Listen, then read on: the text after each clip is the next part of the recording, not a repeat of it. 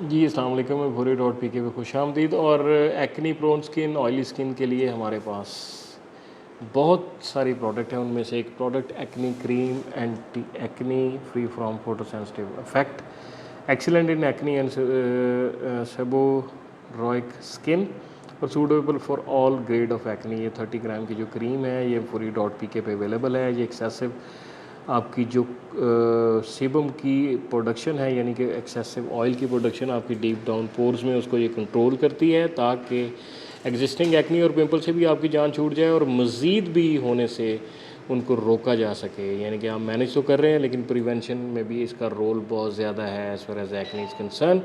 जो anti acne cream जो है, इसकी मैं पैकिंग दिखा देता हूँ। ये ट्यूब जो 30 ग्राम की अवेलेबल है, बहुत ही खूबसूरत पैकिंग में। ये देखें, ट्यूब है